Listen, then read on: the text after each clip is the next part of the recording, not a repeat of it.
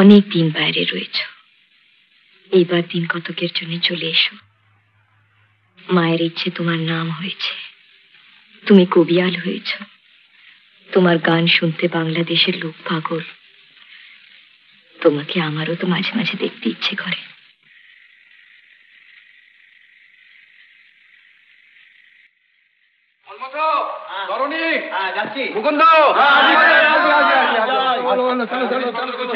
কাল গৌরহাটি সেটি সাহেব একবার গোলা মারার সঙ্গে লড়ে যাবে না? না, এবারে হবে না, এবারে পারবো না। ফিরে যাবার জোর তলব এসেছে।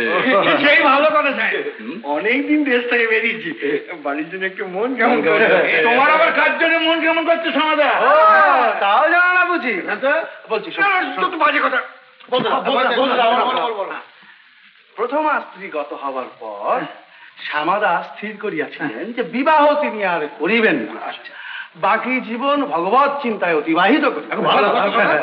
কিন্তু বাদ সাধলেন কাশী থেকে বিদ্যা বিশেষ। কেন কেন? তিনি এসে শ্যামাদাকে দেখে থেকে বললেন, এই কি যে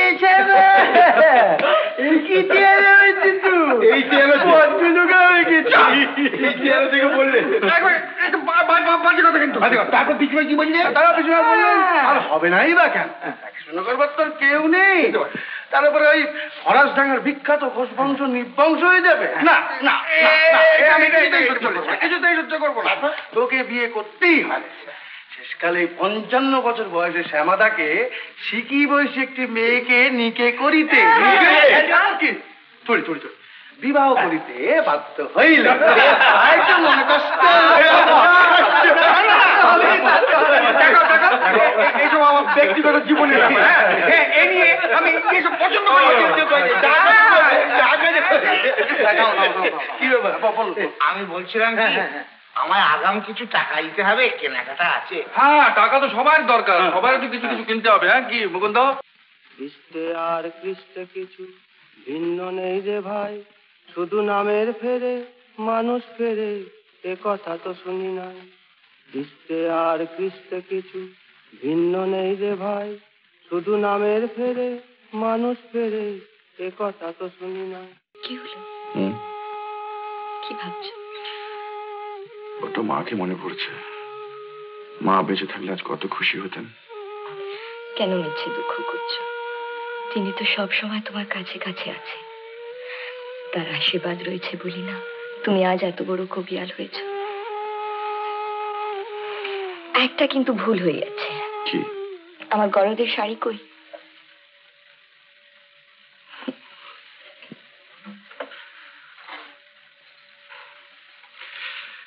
এই নাও। এটা কি? ঠাকুরদাস সিং মশাইয়ের সঙ্গে কবির লড়াইয়ে আমার প্রথম পাওয়া পুরস্কার আমি তোমাকে পরিয়ে দিলাম। আরে নাও তোমার গরদের শাড়ি। কিরকম আছে? সুন্দর। দেখো, আমার ইচ্ছে এই বছরে আমি মায়ের পুজো করি। মায়ের পুজো মানে মানে দুর্গা পুজো? আরে তাহলে তো সময় নেই।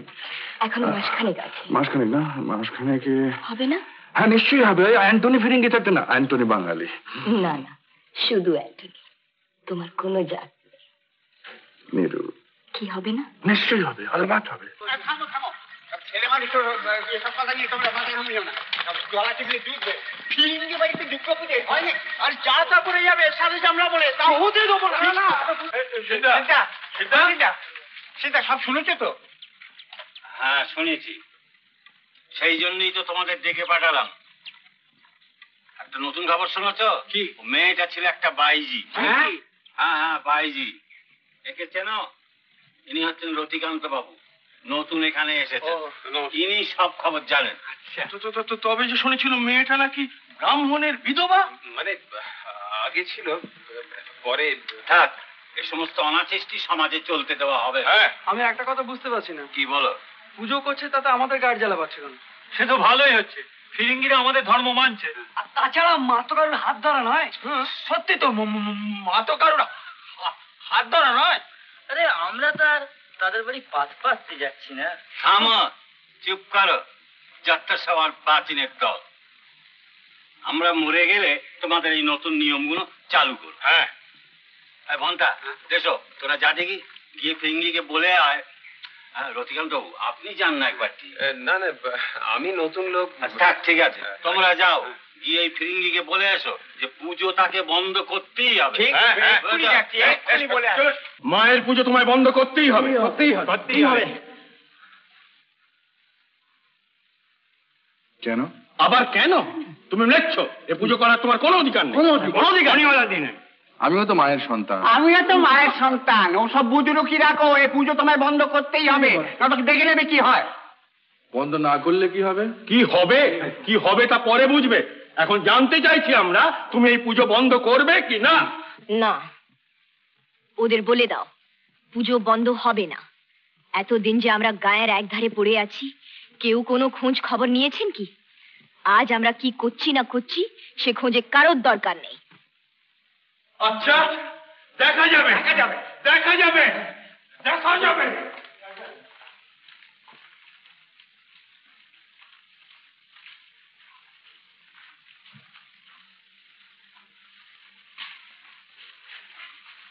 নীলু, এই দেখো, রাজা নবকৃষ্ণের ওখান থেকে চিঠি নিয়ে লোক এসছে।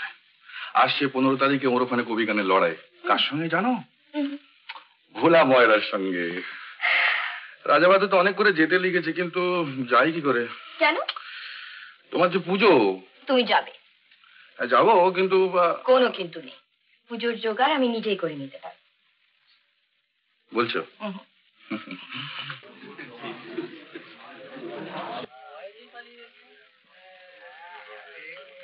সাহেব, আপনারা এত দেরি করছেন কেন? আসলে লোকজন যে সব অস্থির হয়ে পড়েছে। আপনি আসুন, আমরা এক্ষুনি আসছি। এমন দিনে আমাকে বিপদে ফেলবেন না গোরক্ষনাথ বাবু। মান কি শুধু আমারই যাবে, আপনার যাবে না? আগে তো পেট, তারপর মানের কথা ভাববো। আমার টাকাটা না বাড়ালে আমার পক্ষে কাজ করা সম্ভব হবে না। টাকা বাড়ানোর কথা বলার এই কি সময়?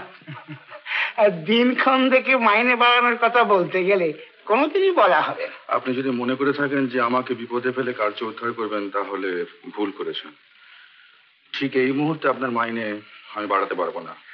তাতে যদি আপনার পক্ষে কাজ করা সম্ভব না হয়, আমি নাচার। তাহলে আমি বিদেয় হই।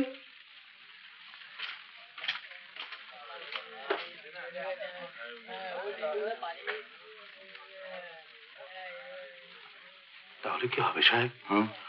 গোরক্ষনাথ বাবু ছাড়া এখন গান বাঁধবে কে? আসলে চলো। অ্যান্টনি সাহেব কি আসেননি? যে এসেছেন, তবে কি একটা ব্যাপার নিয়ে ওই পাশের ঘরে একটু কথা কাটাকাটি, মানে গোলমাল একটু। দেখুন গে, সাহেব বোধহয় ভেগেছেন। আরে ভোলা ময়রা তো।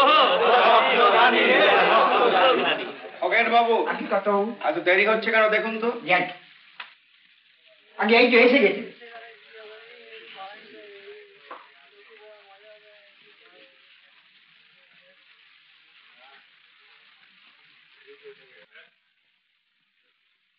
সাহেবের বাঁধনদারকে দেখছি না। হ্যাঁ, কি সাহেব বুঝি এখন প্রস্তুত নন? আমি প্রস্তুত। আচ্ছা, এই গান আরম্ভ হবার পূর্বে আমার কিছু বলবার আছে। কয়েক বছর আগে এই আপনাদের এই অ্যান্টনি সাহেব ফরাসডাঙ্গা থেকে আমার কাছে এসেছিলেন এই কবি গানের তালিম নিতে। হ্যাঁ, কবি গানের তালিম নিতে। তাই বলছিলাম, সাহেব কবি গান করা তো সহজ নয়। কবি গান করতে হলে সাধু সঙ্গ করতে হয়, শাস্ত্রপাঠ করতে হয়। তার মানে কবি গান করার অধিকার লাভ করতে হয়। ইতিমধ্যে সাহেব কবিয়াল হয়েছেন, কিছু কিছু চূর্ণপুটিও মেরেছেন। কিন্তু আমার একই প্রশ্ন, সাহেব কতটা ক্ষমতার অধিকারী হয়েছেন? কতটা? বাবুমশাইরা মহাভারতের কথা স্মরণ করুন। রাজপুত্র অর্জুনের সঙ্গে শস্ত্রবিদ্যায় প্রতিদ্বন্দ্বিতা করতে যখন মহাবীর কর্ণ এলেন, তখনও ঠিক অধিকারের প্রশ্নই উঠেছিল। এই অধিকারের প্রশ্নই উঠেছিল তখন। তাই বলি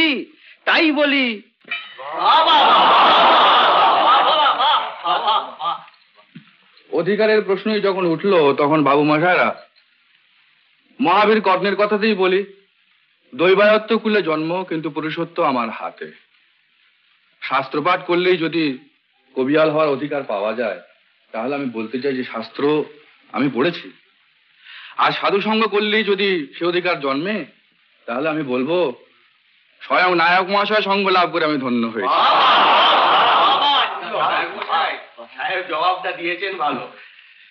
শিবের নাম ধারণ করে নায়ক ভোলানাথ বাংলাদেশের কবি আসরে তাণ্ডব নৃত্য করে বেড়াচ্ছেন। ভগবতীর শক্তি হতে শিবের উৎপত্তি। তাই আজকে আসরের ভোলানাথকে আমি জিজ্ঞাসা করি, যে শক্তি হতে উৎপত্তি সেই শক্তি তোমার পত্নী কি কারণ? ওহো দেখি ভোলানাথ এর বিশেষ বিবরণ। সমুদ্র মন্থন কালে বিষ পান করেছিলে, তখন ডেকেছিলে দুর্গা দুর্গা বলে, রক্ষা করো আপনি। সেই দিন কি ভুলে তাহারে বলেছিলে জননী? উত্তম কুমারের সেরা সিনেমা দেখতে হলে ডাউনলোড করুন ক্লিক অ্যাপ।